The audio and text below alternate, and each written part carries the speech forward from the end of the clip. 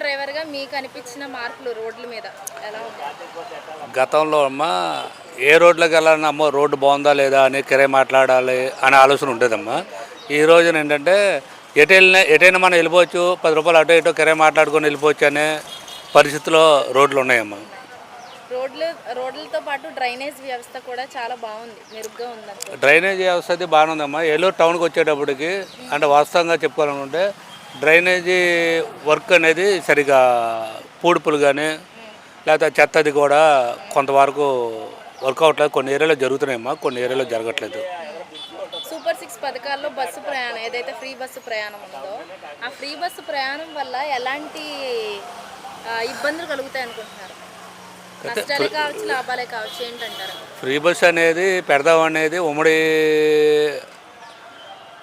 ఉమ్మడి అభ్యర్థులంతా ఒకే అనుకున్నారమ్మా. దానికి ఏంటంటే పక్క రాష్ట్రాల్లో కూడా తీసేయమని కోర్టు అనేది ఆర్డర్ ఇచ్చింది. ఉచితం అనేది పెట్టకూడదు, దాన్ని ఎంతవరకు తగ్గించేటట్టు చూడండి.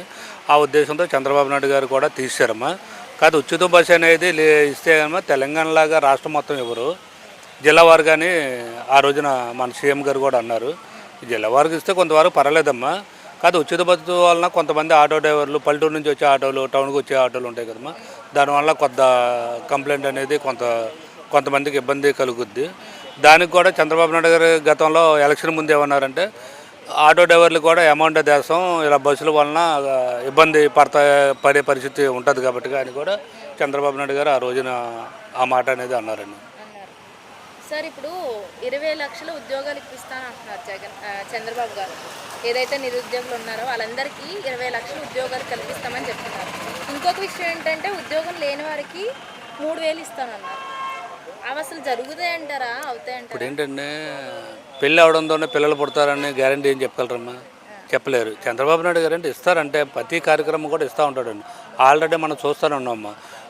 తల్లి వందనం వేస్తున్నాడు, ఈ నెల 15వ తారీఖు నుంచి ఎప్పటి నుంచో స్టార్ట్ చేస్తున్నారు.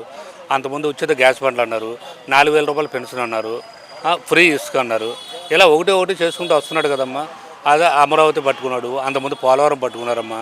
ఆ ప్రతి కార్యక్రమం కూడా చేసుకుంటూ వెళ్తున్నారు. ఎడంకాలు కూడా పోలవరం ఎడంకాలు కూడా స్టార్ట్ చేశారు, అది కూడా వర్క్ అవుతుంది. నెక్స్ట్ ఇయర్ లోపు కూడా కాలువలో వాటర్ వదిలే పరిస్థితి ఉంది. రైతులు కూడా చాలా ఆయా జిల్లాలో ఉన్న రైతులందరూ కూడా ఆనందపడే పరిస్థితి వస్తుంది. అంచులంచులుగా చేసుకుంటూ వస్తున్నాడమ్మా. ఏ పని కూడా ఆయన ఆపడమ్మా. మొన్నటి వారు కూడా రాజధాని కోసం ఛాయజత్తులో పోరాడి ప్రధానమంత్రి గారితో ఫైట్ చేసి ఆయన కావాల్సిన నిధులన్నీ కూడా తీసుకొచ్చి శంకుస్థాపన చేస్తే కార్యకర్తలు కానీ మహిళలు కానీ తండోపతండాలుగా